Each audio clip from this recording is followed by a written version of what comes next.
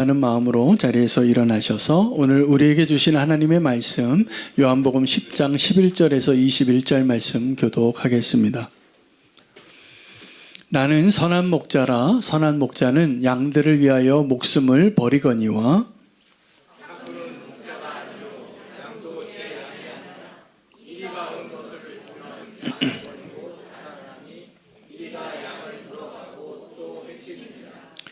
달아나는 것은 그가 사꾼이 까닭에 양을 돌보지 아니함이나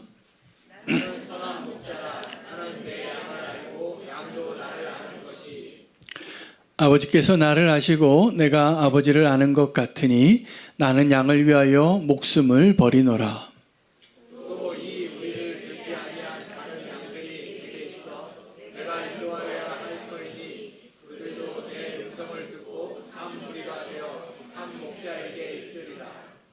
내가 내 목숨을 버리는 것은 그것을 내가 다시 얻기 위함이니 이로 말미암아 아버지께서 나를 사랑하시느니라. 이를 내게서 빼앗는 자가 있는 것이 아니라 내가 스스로 버리노라. 나는 버릴 권세도 있고 다시 얻을 권세도 있으니 이 계명은 내 아버지에게서 받았노라 하시니라. 이 말씀으로 말미암아 유대인 중에 다시 분쟁이 일어나니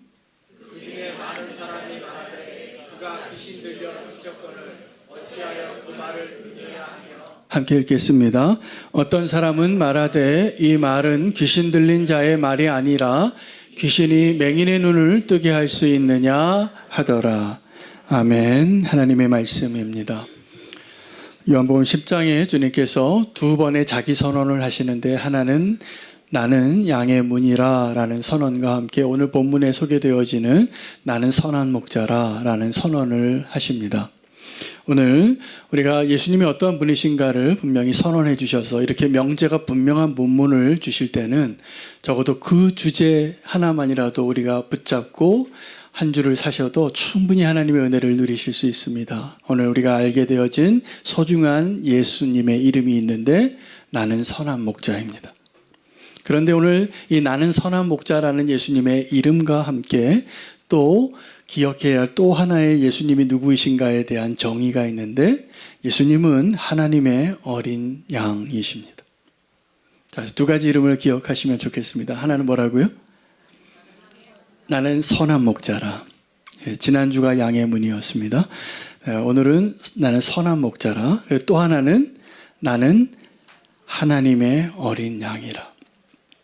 여러분, 이 목자와 양의 관계는 하나님과 우리의 관계를 설명해 주기 위한 가장 아이디어란 관계입니다. 목자와 양은 그러니까 양에게 있어서 목자가 없으면 그 양은 위험합니다. 굉장히 연약한 동물이거든요. 근시안이고 또 어리석고 제 뜻대로 다니고 길 잃기 십상이고 공격할 무기도 별로 없고 분별력도 없어서 그냥 맹수가 공격하면 나 잡아 드세요 이렇게 하기 쉬운 아주 연약한 존재이기 때문에 연약한 존재에게 꼭 필요한 존재가 목자인데 선한 목자가 있고 그렇지 않은 목자가 있다라는 이야기를 하시는 겁니다. 그래서 나는 선한 목자라. 이것이 우리가 오늘 붙잡아야 할 예수님이 누구이신가에 대한 중요한 정의가 되겠습니다. 또 하나는 예수님께서 우리가 양인데 우리가 양이 되어지는 일에 실패하니까 우리의 모습으로 살아내기 위하여 이 땅에 오신 거죠. 그것이 하나님의 어린 양입니다. 그 예수님은 두 가지 역할을 하시는 거예요. 선한 목자의 역할, 또 하나님의 어린 양의 역할. 그러면 우리는 이 예수님을 따라가면서 예수님과 함께하면서 그 하나님과 함께하면서 우리가 반드시 놓치지 않고 붙잡아야 할 두 가지 사명을 깨닫습니다. 하나는 주님을 잘 따르는 것이에요. 또 하나는 우리가 누군가를 잘 인도하는 것이에요. 이 역할을 맡은 사람들을 예수님은 제자라고 부르셨습니다. 제자가 어떤 사람이냐 하면 첫째, 제자는 잘 따르는 자입니다. 여러분, 우리가 주님을 그렇게 잘 따라야 합니다. 그러면 주님을 닮아가게 되죠. 그리고 주님께서 우리에게 주신 또 가장 소중한 사명이 있는데 우리가 해야 할 일, 제자를 삼는 겁니다. 그 제자는 반드시 제자를 삼게 되어 있습니다. 제자를 삼지 않는 제자는 제자가 아니에요. 그 목자를 따르지 않는 제자는 제자가 아니에요. 그러므로 저와 여러분이 오늘 주신 하나님의 말씀을 통하여서 주님을 따르는 일과 주님이 우리에게 맡겨주신 그 누군가를 주님께로 잘 인도하는 일을 동시에 잘 감당하기 위한 주님의 음성을 꼭 들으셔야 합니다. 여러분, 따르는 것과 이끄는 것 중에서 어떤 게 더 쉽습니까? 따르는 게 쉽습니까? 아닐걸요? 많은 경우에 우리가 따르는 거 어려워합니다. 따르는 게 되면 우리가 누구를 인도하는 일은 저절로 됩니다. 따르는 일이 훨씬 어렵습니다. 한번 보십시오. 우리가 주님과 동행할 때 무엇이 우리를 어렵게 합니까? 따르는 데 실패하는 거예요. 그래서 내 뜻과 내 의지대로 다 살다가 여기서 쓰러지고 여기서 낙심하고, 그래도 주님은 우리를 포기하지 않으시고 좋은 목자가 되어주시는 분이신 것이죠. 주님과 우리의 관계를 가장 이상적으로 보여준 믿음의 사람이 모세입니다. 여러분, 모세 하면은 어떠한 성품이 떠오르시죠? 어떤 성품입니까? 온유함이에요. 모세가요, 우리가 경험해본 그 어떠한 리더십보다도 가장 탁월한 리더십을 발휘했는데 이렇게 탁월함으로 인도하지 않아요. 모세는 하나님이 우리를 어떻게 인도하시는가를 보여주는 인물이에요. 모세가 40살 때는 자기의 탁월함으로, 자기의 열정으로 이 히브리 민족을 해방시켜 보려고 애굽 병사를 죽이잖아요. 왜요? 자기 동족을 괴롭히니까. 그리고 묻어놨는데 아무도 모르는 줄 알았는데 다 보고 있었어요. 하나님도 보고 옆에 있는 사람도 다 알고 있었어요. 그것이 드러나니까 탈로 나서 도망자가 됩니다. 그러나 모세는 그의 평생에 하나님 보시기에 어떤 축복을 얻었냐 하면 이 이스라엘 민족을 인도하는 일에 하나님 대신 그 역할을 하는 그 자리에 그대로 서 있었던 사람이에요. 무엇으로만 가능하냐 하면 온유함으로 가능합니다. 저는 사실은 성품적으로는 목회자로 별로 적합하지 않은 사람 같아요. 제가 모세 같거든요. 모세가 어떤 사람이냐면 다혈질이에요. 다혈질이어서 40세 때 자기가 의롭다고 생각해서 이 불의를 못 이기고 사람을 죽이는 사람. 근데 하나님은 가장 연약한, 지도자로서 가장 연약한 사람을 들어서 지도자로 세우세요. 언제 그렇게 하셨냐면 힘이 다 빠진 후에. 그래서 80세 때 자기 혼자 걷지도 못해서 지팡이 들고 가는 그 사람을 지도자로 세우십니다. 이 목자와 양의 관계는 하나님께서 우리를 어떻게 인도하시는가를 보여주는 상징적인 이미지예요. 그 목자의 역할을 잘했던 사람이 또 누가 있죠? 누가 생각나십니까? 성경의 인물 가운데? 다윗이죠. 다윗은 목동이었습니다. 그때 당시에 그 목동이라는 직업은 고귀한 직업이 아니에요. 그들이 유목민으로 살았으면서도, 이 히브리 민족이 유목민으로 살았는데 아브라함 때부터. 근데 그 양을 치는 그 목동의 일은 가장 부족한 사람이 했던 것 같아요. 가장 작은 자가, 가장 하찮은 자가 양들과 함께 밤을 지새야 하고 아무도 없는 그곳에서 혼자 그 막중한 책임감만 있고 아무도 보지 않는데, 여러분 그 이솝우화의 그 목동 이야기 아시죠? 거짓말쟁이 목동. 늑대가 나타났다 라고 말했는데 거짓말이에요. 근데 재미있었어요. 이게 사람들이 막 달려와주고 도와주니까. 근데 진짜 이리가 나타났을 때 소리쳐도 안 도와줬더라는 이야기죠.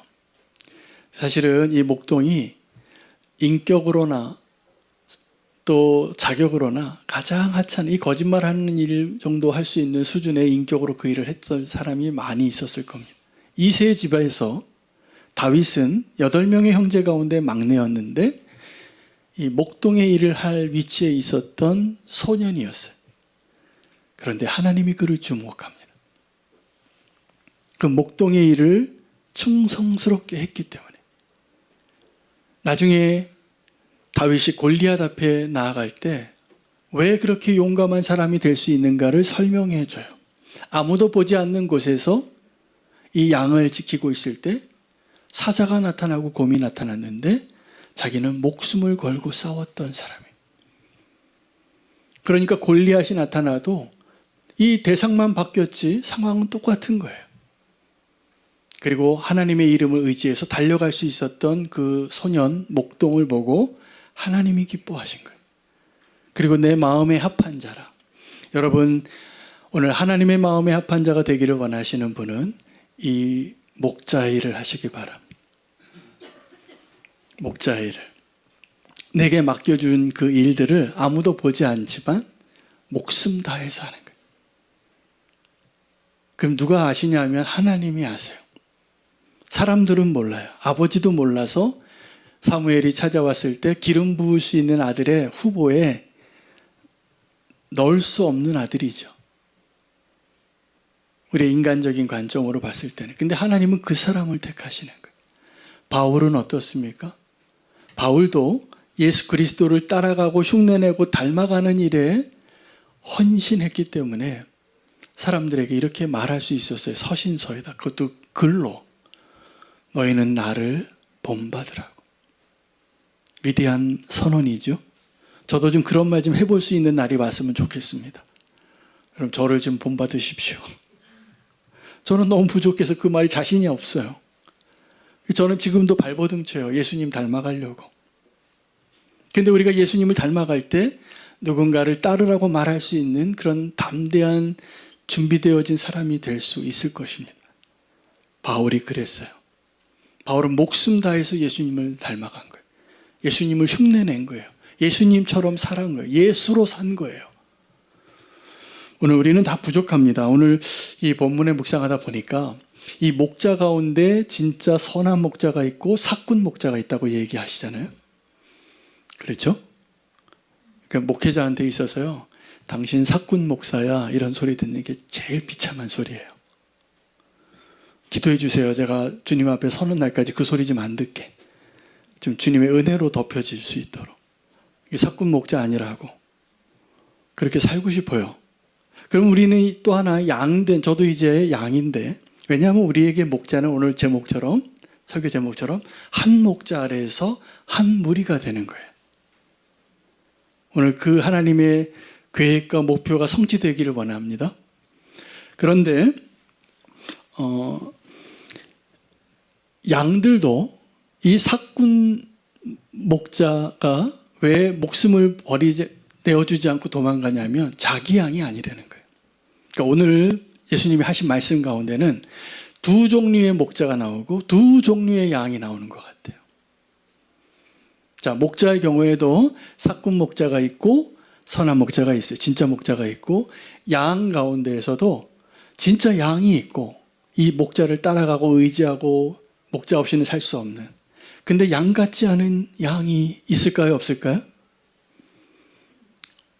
있을까요? 없을까요? 네, 있어요. 근데 그런 일이 왜 생기냐 하면 제가 오늘 본문을 통해서 깨닫는 것은 이 양이 목자같이 행동하는 거예요. 또 하나는 이 목자가 양같이 행동하는 거예요.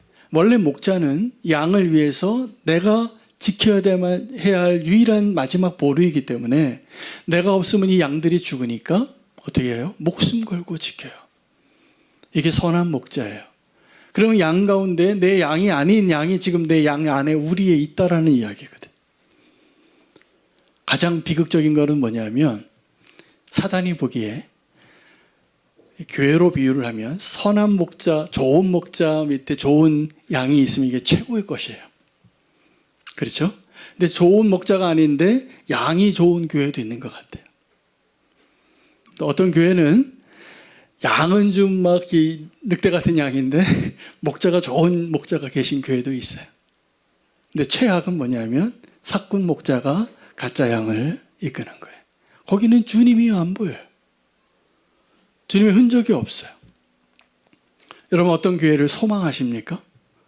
저는 주님이 우리의 한 목자 되시고 또 우리가 다 한 무리가 되어지는 그런 교회를 꿈꿉니다. 여러분 꼭 기억하시기 바랍니다. 우리는 교회의 담임 목사는 한윤호가 아니라 예수 그리스도이십니다. 제가 그 결론을 내니까 목회가 쉬워지더라고요. 저는 사실 너무나 막중한 책임을 느낄 때가 많아요.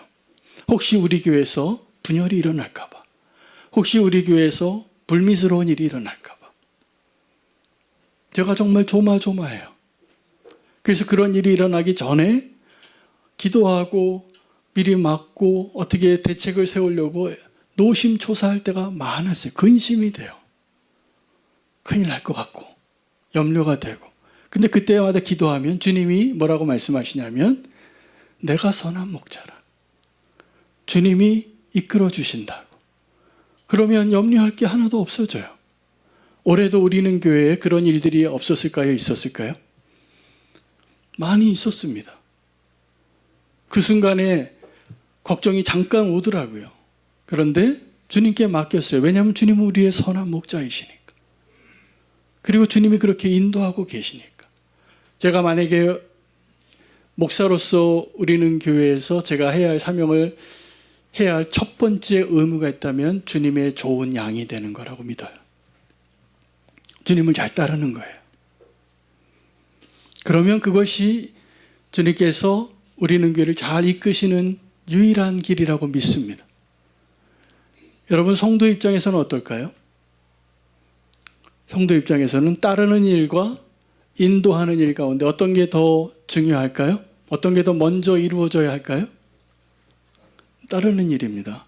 제가 저희 교회에 우리 전도사님 부교육자도 계시지만 저희 교회 7개 마을에 마을 리더분들이 계세요. 제가 이분들에게 너무 감사해요. 왜냐하면 제가 해야 할 목회 일을 같이 도우시는 분들이에요. 그래서 저희 교회는 7개의 작은 교회가 있습니다. 그 마을 리더분들은 목회자예요. 고민이 달라요. 거기서 나도 내 마음대로 막 말 좀 해보고 싶어요. 나도 막 내가 생각나는 대로 내 그 뜻대로 막 한번 이렇게 막 하고 싶은 말 다 하고 살고 싶은데 그분들은 그렇게 못해요. 목자니까. 그래서 제가 좀 목자를 한 번씩 다 해보시면 좋겠어요. 그 마을 리더를 한 번씩 다 해보셔야지 그 마음을 배워요. 내가 하나님을 어떻게 따라가고 그리고 어떻게 하나님께서 우리를 통해서 그 일을 이루시는가. 이건 축복의 자리이기도 하고 굉장히 부담스러운 자리이기도 합니다. 내가 목자로서의 사명을 받는 것은 많은 목회자들이 그 길을 가려고 할 때 망설입니다. 그럼 목자의 길을 갈 때 뭐 신학교 가는 지원서 쓸 때만이 아니라 우리 교회에서 어떠한 마을 리더나 어떠한 사역의 리더를 세울 때 이게 다 목자의 부르심을 받은 거예요. 주님이 맡겨주신 거거든요. 그럼 그 부르심 앞에 우리는 어떻게 반응해야 합니까? 기쁘신가요? 네, 다음에 제가 마을 리더 후보로 제가 꼭 부탁을 드리고 싶습니다. 근데 이게 어려운 일입니다. 정말 어렵습니다. 근데 이게 축복이기도 해요. 그 축복을 누리기 위해서 우리는 삭스로 사는 자가 아니라 은혜로 사는 법을 배워야 돼요. 그래서 이 목자가 되어지는 것은 월급 받고 하는 일이 절대로 아닙니다. 이게 삭시 아니에요. 삭슬 바라고 하는 일이 되어서는 안 되는 일이에요. 무엇을 위해서 하는 일이냐면 은혜로 하는 일이에요. 은혜로. 그래서 우리는 다 은혜 안에 은혜를 인도함 받는 그 길로 살기 위하여 우리가 영적으로 레위인이 될 필요가 있습니다. 목자의 사명을 받는 것은 정확하게 레위인의 부르심하고 똑같습니다. 레위인은 다른 12지파들 가운데 11지파는 다 땅을 받고 아버지가 돌아가셔서 유산을 받았는데 내게만 안 주면 그 아들이 어떻습니까? 그냥 괜찮다고 기쁠 수 있습니까? 요즘은 큰일 납니다. 내가 그런 가정들 많이 봤습니다. 장례식 끝나고 어려움 겪는 가정들. 유산을 똑같이 나눠야지. 그거는 뭐 어떤 집안이든지 다 제가 보니까 비슷해요. 그런데 그 가운데 레위인은 땅을 안 주셨어요. 하나님의 목적이 있습니다. 너희는 삭스로 사는 자가 아니라 은혜로 사는 자가 되라는. 이제 목회자들이 대부분 그 자리에 있는데 여러분 그 부르심은 목회자만이 해당되는 게 아닙니다. 영적으로 오늘날 저와 여러분은 모두 다 레위 지파인 거 아시죠? 할렐루야. 그러므로 우리는 하나님이 이 땅에서 우리가 직장도 갖고 뭐 우리가 수입도 있지만 그것조차도 삭시 아니라 은혜로 여기시고 사셔야 돼요. 아멘입니다. 정말 우리가 은혜로 사는 자가 되어야 합니다. 이 진짜 목자와 삭군 목자가 구별되어지는 순간이 언제인가를 말씀해 주시는데 위기의 때입니다. 위기가 언제냐면 이리가 나타난 거예요.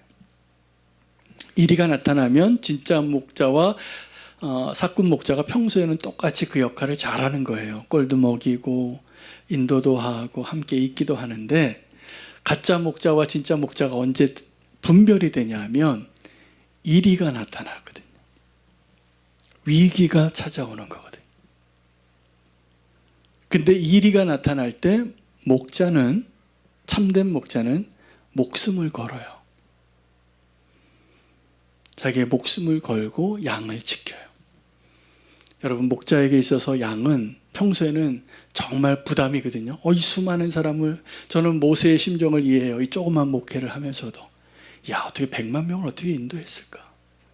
그것도 광야에서 이 얘기 저 얘기 다 한마디씩 들어주고 자기가 옳다는 거 다 이야기하고 이래야 된다 저래야 된다는 그 수많은 그 이야기를 다 듣고 어떻게 끌고 갔을까.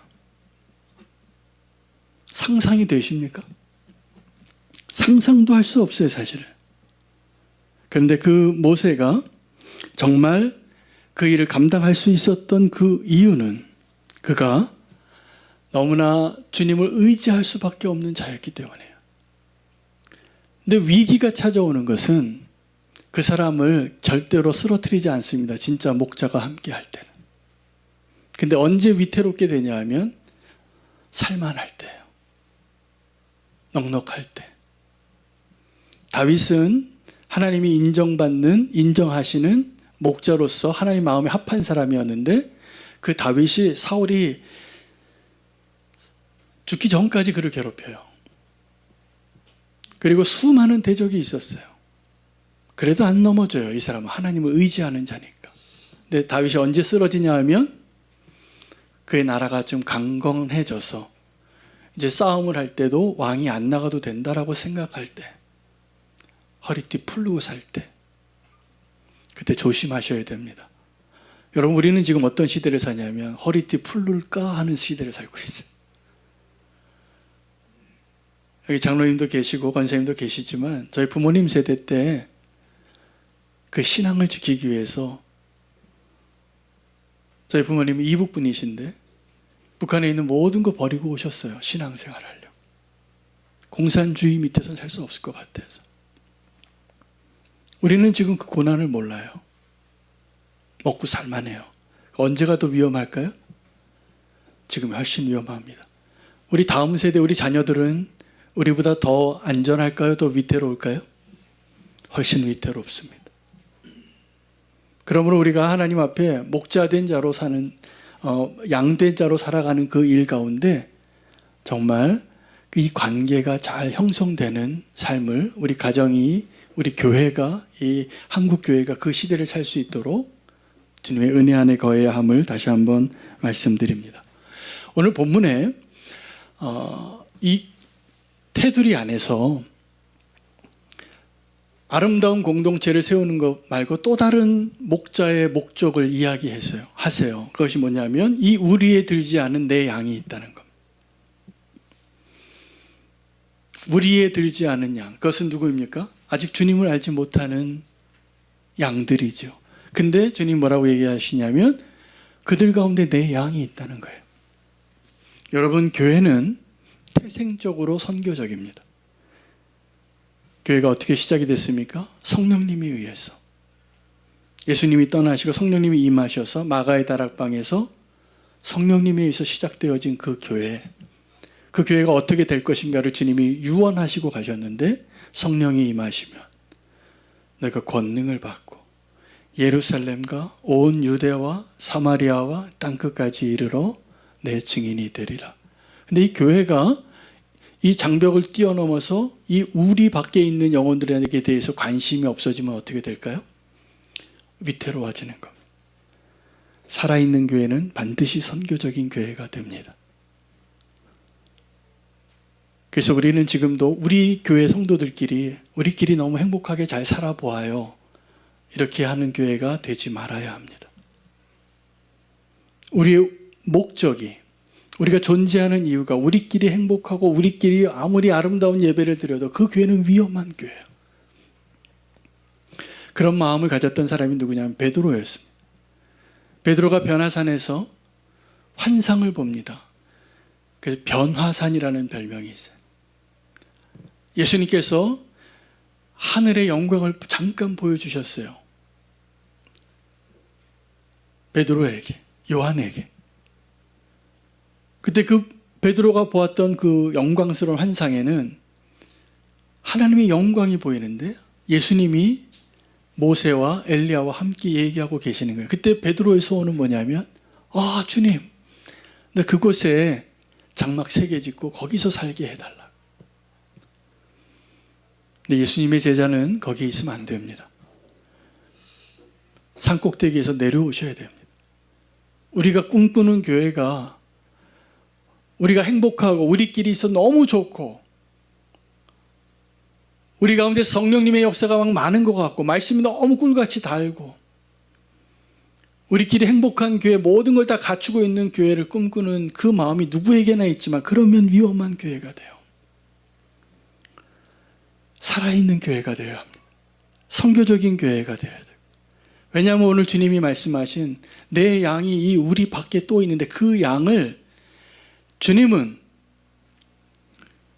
그 한 영혼이 돌아오는 것을 이 세상보다 더 기뻐하신다는 거예요.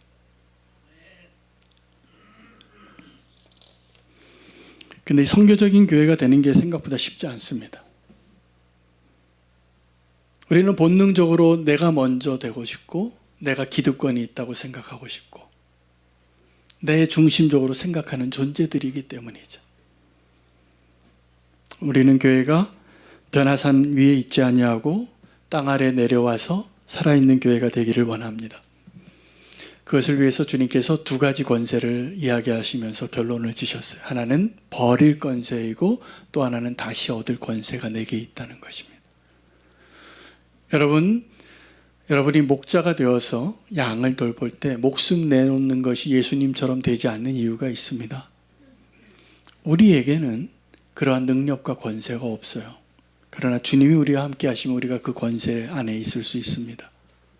우리가 왜 목숨 내놓는 것이 이렇게 어렵습니까? 내 목숨이 중요하죠. 내 목숨이 중요하죠. 근데 주님은 십자가의 길을 가실 때에도 그 사람들이 예수님을 잡아서 못 박은 것 같지만 사실은 그렇지 않고요. 하나님이 내어주신 것이고 예수 그리스도께서 자기를 내어주신 거예요. 빌라도 앞에서 예수님은 분명히 말합니다. 빌라도는 예수님이 십자가에 달리시기 전에 예수님이 죄가 없다는 것을 알았던 사람이에요. 그래서 예수님을 좀 살려보려고 내게 말하라고, 내게 구하라고, 내가 널 살려주고 싶다고. 근데 예수님이 그 참 너무나 기특한 말 아닙니까? 그 다른 사람 다 나 죽이려고 하는데 빌라도가 나 살려주려고 질문하는 그때 예수님은 더 본질적인 얘기를 하세요. 지금 네가 갖고 있는 이 권세는 누군가가 너에게 주었기 때문에 가능한 거라. 여러분, 예수 그리스도께서 십자가에서 우리를 위해서 죽으신 것은 버린 거예요. 스스로. 그럼 예수님을 따르는 우리도 그 권세를 누려야 합니까? 말아야 합니까? 누려야 합니다. 그래서 권리 포기라 그래요. 누구든지 너희가 나를 따르려거든 자기를 부인하고 자기 십자가를 지고 나를 따르라. 여러분, 이것은 우리에게 가능하지 않습니다. 그러나 주님이 우리와 함께 하시고 우리의 목자 되실 때만 가능한 겁니다. 우리가 성령 충만할 때만 권리 포기가 가능합니다. 우리는 너무나 계산이 빠르고 나를 위한 것이 너무나 분명해 보이는 사람이기 때문에 예수님처럼 되어지려면 내 욕구보다 성령의 욕구가 훨씬 클 때만 가능해요. 여러분, 예수님께서 자기 자신을 내어주는 그 사랑을 보여주신 이유가 또 하나 있는데, 예수님에게는 다시 얻을 수 있는 권세가 있기 때문입니다. 우리에게 다시 얻을 수 있는 권세가 우리에게 없어요. 오직 예수 그리스도에게 있는 거예요. 그러므로 목자 되신 예수 그리스도를 우리가 믿음으로 주님께서 자기를 내어주신 그 권세와 다시 얻을 수 있는 권세로 우리에게 구원을 주시고 우리에게 기쁜 소식이 되게 하신 그 일들을 우리가 전하려면 우리도 정확하게 그 은혜의 자리에 나아갈 수 있는 믿음이 필요합니다. 여러분, 저와 여러분이 다시 본문으로 돌아와서 이 제목으로 돌아오면 한 목자 아래에서 한 무리가 되어진다는 그 의미가 무엇입니까? 우리에게 한 목자가 있으세요. 목자들의 목자, 큰 목자, 대목자가 계세요. 선한 목자가 계세요. 우리는 그분을 잘 따르고 있나요?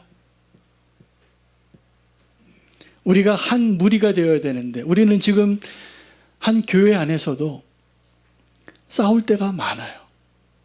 제가 지난주에 BGM 경기 남부 파트너스 모임을 가졌는데 각 교회마다 자기 형편을 나누고 기도 제목을 나누는데 한 목사님이 그런 나눔을 하세요. 지금 건강하게 성장하고 있는 아주 훌륭한 목사님이신데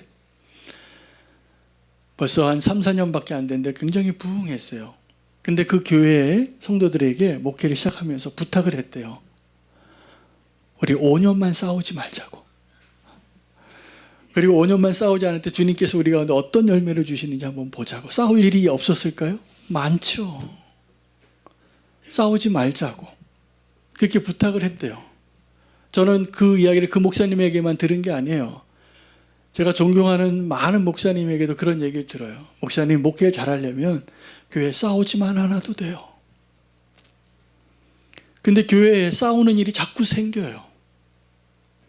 뭘 잊었을까요? 내가 목자인가 양인가가 헷갈리는 거예요.